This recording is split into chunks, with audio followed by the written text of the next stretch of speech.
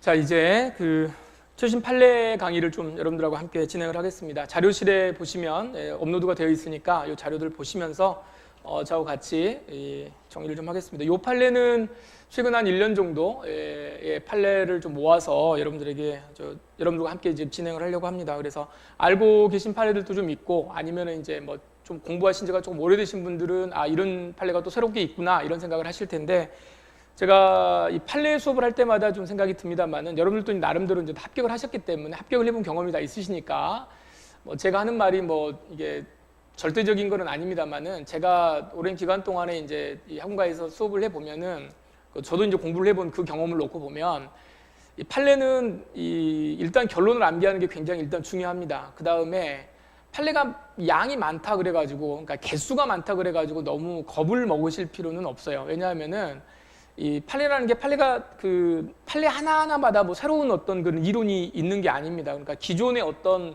법리라고 하는 게 있고, 법리 안에서 나오는 그 법리가 적용되는 케이스는 계속해서 나오는 거거든요. 그러니까 특별히 전원합의체로 판례가 바뀌는 것이 아닌 이상은 기존의 법리를 그대로 이어가고 있는 겁니다. 그러니까 그런 틀에서 날릴 건 날려버리고 새롭게 추가되는 부분만 가볍게 이렇게 터치를 하셔도 공부의 양이 굉장히 좀 줄어들 수 있으니까 너무 부담을 갖지 마시고 공부를 하시는 게 좋을 것 같습니다. 먼저 오늘 제가 준비한 판례가 지금 한 33개인데요. 이게 조금 깊게 볼 거는 좀 깊게 한번 좀 보고, 깊게라고 할 수는 없지만 시간이 좀 한계가 있으니까 가볍게 볼 거는 또 이제 하고 이렇게 보면서 한번 또 정리를 한번 해보시죠. 아무튼 공부하시면서 여러분들 예전에 합격하셨을 때 그 경험을 좀 리마인딩 하시는 차원에서 함께 좀 살펴보도록 하겠습니다. 자, 1번 판례 보시면은요, 압수수색 시의 변호인 참여권의 성격이라고 되어 있죠. 그래서 참여권이라고 하는 게 이제 압수수색 나오면, 압수수색 여기 나오면은 항상 이제 압수수색 나오면은 요거는 우리가 이제 뭐라고 이야기하냐면, 요거 이제 강제수사라고 이야기를 하고, 강제수사니까 반드시 뭐가 있어야 되고 영장이 있어야 되고, 이제 영장 없으면은 여기에서 얻어진 거는 다 이제 위수중이고, 이렇게 정리가 되는 거잖아요. 그러니까 압수는 영장의 문제라든가 아니면 여기와 관련된 절차의 문제, 이게 만약에 문제가 돼버리면 무조건 다 위수중이다. 우리 모든 판례의 취지는 그 흐름은 다 그렇게 가는 겁니다. 그래서 그 절차에서 뭔가 문제가 있느냐 없느냐를 지금 눈을 크게 뜨고 봐야 되는데, 이 판례는 뭐냐면 이 변호인이 참여를 한다는 말이죠. 변호인 참여권과 관련된 이야기예요. 참여권 인정되시죠? 참여권 기억나시죠? 압수수색할 때는 참여권과 관련된 판례들, 여러분들 합격하실 때 생각했던 판례들 여러 가지가 있죠. 그중에 전자증거 같은 경우들, 전자증거 가지고 왔는데 계속해서 압수수색자가 끝나기 전까지는 어떻게 해야 된다? 참여권 인정이 되어야 된다. 그런데 무슨 BTL 방식으로 자료들을 다 선별한 다음에 반출한 경우에는, 그런 경우는 이미 압수수색이 끝났기 때문에 참여권을 인정할 필요는 없다. 그런 판례들은 기존에 지금 다 나와 있는데, 이번 판례는 뭐냐면 변호인입니다. 변호인. 당사자가 아닌 요 변호인에게도 참여권이 인정이 되는가, 이제 요 이야기인데, 우리 판례는 뭐라고 그러냐면 변호인의 참여권 요거 인정되는 거다. 그리고 이게 무슨 권리라고 이야기하냐면 부수적으로 따라가는 권리가 아니고 여기는 고유권이다, 이렇게 이야기를 해요. 그러면 변호인도 이 압수 절차에 참여를 하게 될 자기 자신의 권리라고 하는 거죠. 고유권 기억나시죠? 고유권. 고소할 때 그 법정 대리인 그 말하는 그런 고유권, 그런 걸 말합니다. 그러니까 고소할 때 법정 대리인처럼 이 변호인 자신의 권리라고 하는 거거든요. 그래서 이 고유권, 이 변호인의 참여권은 고유권으로서 인정이 되는 거다. 요걸 처음으로 이제 확인해 준 그 판례입니다. 여기에서 조금 이제 시험은 여기까지 나올 것 같아요. 제 생각에는 시험은 여기까지인데, 이것보다 조금 더 나아가서 문제를 내면, 이제 본 사례에서는 어떻게 했냐면 압수수색하고 있는 도중에요. 어느 정도 지금 이 압수가 지금 진행이 되고 있는 요 상황에서 변호인이 들어가가지고 나 참여하게 해달라 이렇게 말하니까, 야, 뭐 진행 중인데 중간에 끼어들어와가지고 무슨 소리냐 이렇게 하면서 지금 안 했다는 건데, 중간에 끼어들어왔다. 어느 정도 진행이 되어진 상태에서 변호인이 들어와가지고 이걸 신청을 했다. 그런데 이걸 갖다 거부했다. 그랬다고 하더라도 어느 정도 진행된 상황에서 이루어진, 여기에서 얻어진 증거물, 실질적으로 이 증거물은, 이 사례에서는 증거물은 위수중이 아니고 증거 능력을 인정했던 사례입니다. 인정했다. 근데 이건 이제 케이스 바이 케이스가 되겠죠. 이러했다고 하더라도 증거 능력이 있었다라고 하는 요건 케이스고, 원칙적으로만 따진다면 변호인에게 참여하라고 통지하지 않고 참여권을 배제한 상태에서 압수수색 절차가 이루어지면 이것도 절차의 문제이기 때문에 원칙적으로는 뭐가 되는 거겠어요? 위수중이 되는 겁니다. 근데 이 사례에서는 그렇게 보지 않았던 내용입니다. 그래서 뭐 그거는 시험에 안 나올 것 같아요. 그래서 일반적으로는 이 제가 밑줄 쳐진 부분들이 있죠. 변호인에게 주어진 고유권이다. 누구를 위해서? 피압수자의 보호를 위해서 변호인에게 주어진 고유권이다. 그래서 이 고유권에 방점을 찍으시고 충분히 앞으로 계속해서 출제가 될 수 있는 그런 지문이 되겠습니다. 자, 두 번째는 세 개의 판례를 제가 모아놨는데요. 이게 지금 성폭력 피해자의 진술과 관련돼 가지고 자유심증주의 이 이야기입니다.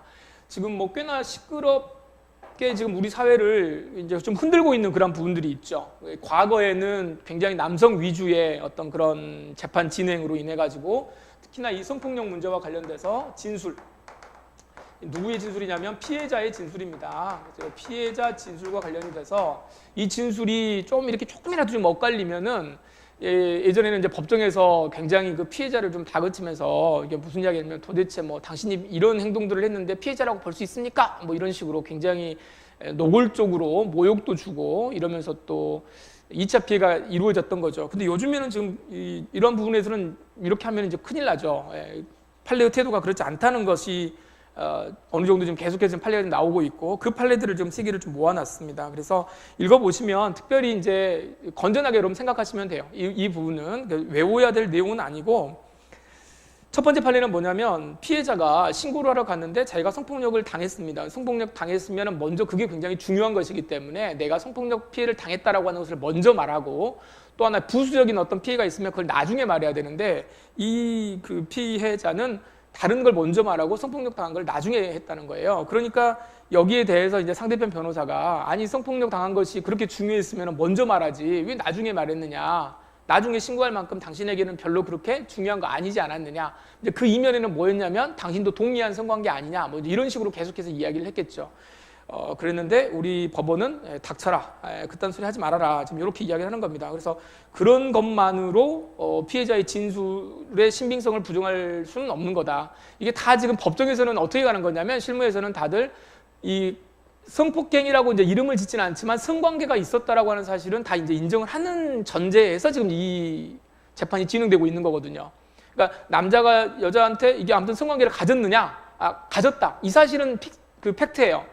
그 상황에서 서로의 이제 진술을 좀 이제 믿지 말아달라. 내가 당했습니다. 아닙니다. 저 사람 동의했습니다. 아니 저는 당한 겁니다. 이런 것들에 서로 진술을 할 때 그 진술의 신빙성을 다투는 거거든요. 이 신빙성 다투는 걸 우리가 뭐라 그럽니까? 각각의 진술에 대해서 탄핵한다고 그럽니다. 탄핵한다라고 하는 요 단계에서 어디까지 믿을 거냐. 근데 피해자의 진술이 왔다 갔다 한다 그래가지고 이걸 배척하지 말아라. 뭐 이제 그런 내용들입니다. 두 번째 판례.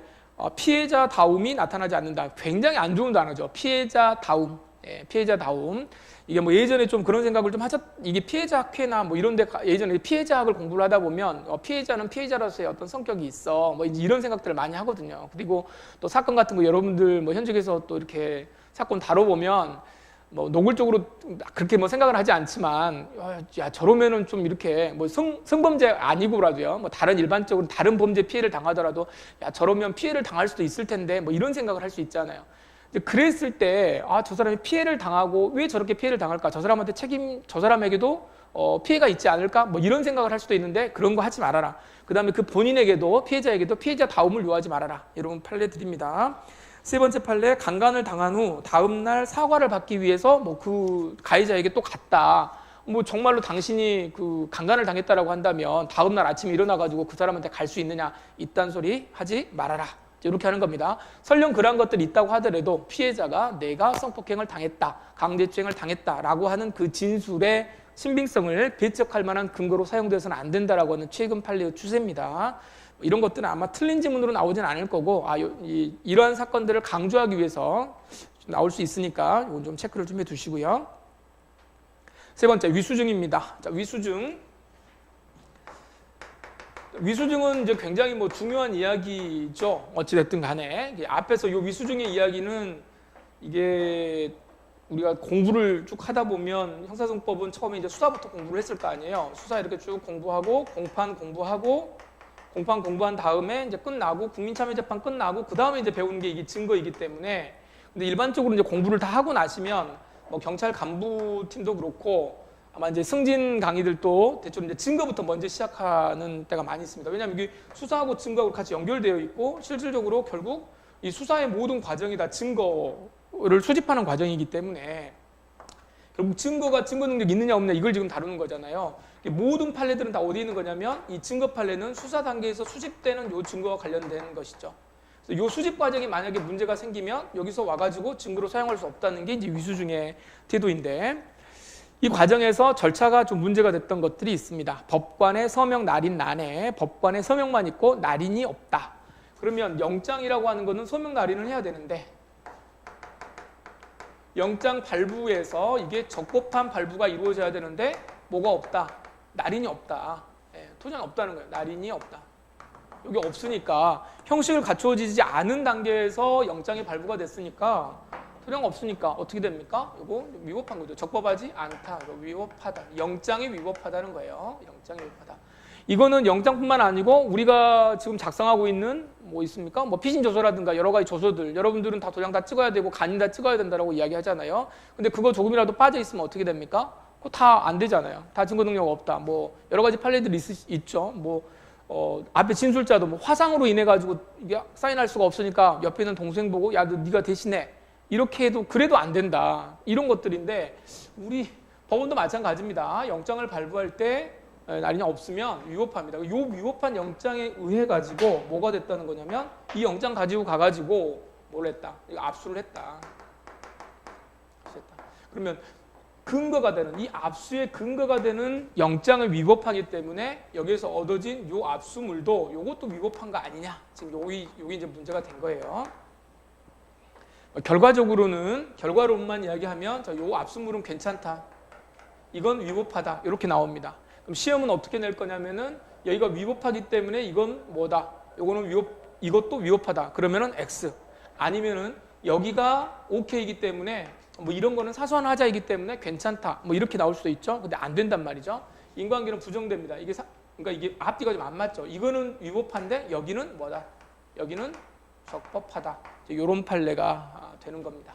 그래서 이건 좀 특이한 케이스지만 내용을 좀 생각해 보시면, 자, 영장주의를 한번 생각해 보시면 돼요. 영장주의라고 하는 게 왜 영장주의가 헌법에도 있고 우리 형사소송법에도 굉장히 중요한가, 이거 생각해 보시면 이 영장주의는 누구를 위한 거냐면, 누구를 좀 견제하려고 하는 거냐면, 이건 우리한테 조금 뭐 기분이 나쁠 수는 있습니다만은 수사기관을 통제하려고 하는 겁니다. 이거는 이 법원을 통제하려고 하는 게 아니에요.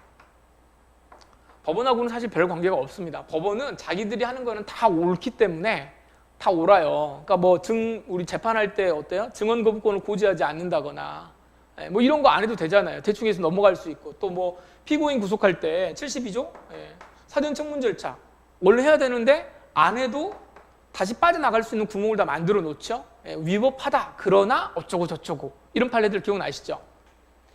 자기들은 이 부분에 대해서 뭐 영장주의든 어디든 간에 이 법원은 마지막 자기들이 판단자이기 때문에 자기들이 조금 실수를 하더라도 그냥 넘어갈 수 있는 여지를 항상 만들어 놓습니다. 근데 문제는 여기에요. 수사기관과 관련된 건데 이 영장은 100% 뭐냐면 여기를 견제합니다. 자, 여러분 이게 뭐가 사례가 있냐면, 여러분 잘 알고 있는 그 강제 체열 한번 생각해 보시죠. 강제 체열. 피를 뽑아야 되잖아요. 음주운전 해가지고 피를 뽑아야 되는데 영장을 받을 시간적 여유가 없다. 이거 어떻게 할 거냐? 그러면은 어떻게든 간에 먼저는 뽑을 수 있는 어떤 방법을 만들어 줘야 될 거 아니냐? 그렇죠? 그럼에도 불구하고 초기의 판례는 지금 우리 판례는 다 이제 어떻게 됐냐면 한 10여 년 동안 판례들이 굉장히 축적이 됐습니다. 어떻게 되냐면 옆 사람의 뭐 와이프의 동의를 받거나 딸의 동의를 받거나 이런 거 다 필요 없다. 오로지 본인의 동의만 받아야 되는 거다. 이렇게 정리가 되어 있고, 그 다음에 어찌됐든 동의를, 그러면 그 사람한테 동의를 받지 못한다면 이거를 어떻게 해야 된다? 먼저 뽑을 수는 있지만 사후에 어떻게 한다? 사후 영장을 받아야 된다. 사후 영장. 이게 이제 확립되어 있지만 이게 사실 문제가 됐었던 지금으로부터 한 10년 정도 전에 이런 사례들이 굉장히 많이 나왔는데, 강제 체류할 때 왜 그런 판례가 계속 나왔겠습니까? 수사기관에서는 사후 영장 청구하지 않고 어떻게든 간에 음주운전을 한 사람이기 때문에 이 영장을 받아야 될 거 아니에요. 피를 뽑아야 될 거 아니에요. 피를 뽑을 수 있도록 어떻게든 해주십시오라고 계속해서 이야기를 했던 내용들입니다. 그걸 계속 주장을 했거든요. 그런데 법원은 뭐라고 그러냐면 우리가 알고 있는 그 판례들을 통해서 다 날려버리잖아요. 옆 사람의 동의는 아무것도 필요가 없고 무조건 어떻게 해야 된다? 사후영장 받아야 된다. 이건 뭐냐면 영장주의를 침탈하는, 영장주의를 조금이라도 배제하려고 하는 수사기관의 어떤 그런 의도에 대해서는 아주 철퇴를 내립니다. 이 부분은. 그래서 그걸 뭐라고 그러냐면 수사기관이 영장주의의 이념을 참탈한다. 이렇게 이야기를 해요. 왜냐하면 수사기관 입장에서 보면 우리 지금 현재 계시는 분들 생각해 보시면 당연히 영장을 받아가지고 적반 절차를 갖춰야 되겠습니다만은 예전에 또 이제 또 성질이 좀 급하시거나 뭐하거나 하면은 요즘 어른들도 그런 말 많이 하잖아요. 뭐 영장이고 뭐고 절차고 뭐고 저런 놈들은 죽여야 돼. 저런 놈들은 잡아가지고 어떻게 해야 돼. 이런 생각을 하시는 분들도 계시단 말이에요. 그런 분들이 만약에 수사기관에 들어오게 되면 그런 역할을 할 수가 있죠. 그래서 어떻게든 핑계를 대가지고 법원의 어떤 통제를 받지 않으려고 하는, 그거를 지금 못하게 하려고 하는 거예요. 자, 그런데 이 사례를 보시면 여기에서 압수를 한 수사기관은 여기 날인은 없지만 서명이 되어 있는 형식적으로 조금 부족하지만 잘못돼가지고 형식적으로는 위법하지만 적법하다고 생각하고, 그리고 실질적으로 여기서 실수한 거지 영장을 뭐 이렇게 위조한 게 아니잖아요. 그러니까 법원에서 영장을 발부하겠다라고 하는 그 의미는 그대로 이제 존속이 되는 거기 때문에 이 사람들이 잘못한 건 없다는 거예요. 수사기관이 잘못한 건 없다. 그러니까 수사기관이 잘못한 거 없으니까 여기서 얻어진 이 증거물도 다 쓸 수 있다. 이렇게 해서 이거를 분리해서 봤던 그런 내용입니다. 그래서 영장주의는 누구를 잡는 거다? 수사기관을 잡으려고 하는 거기 때문에 수사기관이 그 영장주의를 참탈하려고 하는 그런 의사가 없다면 여기에서 얻어지는 증거물은 그대로 사용한다. 이렇게 보셔야 됩니다. 그래서 여러분들 좀 너무 이렇게 논리적으로 생각하시는 분들은 앞에서 잘못됐기 때문에 뒤에 것도 분명히 문제가 되는 거 아니냐 이렇게 생각하실 수 있는데 그렇게 생각하시면 안 된다. 그래서 그런 내용입니다. 간단한 것 같지만 위수증은 그런 내용이고요.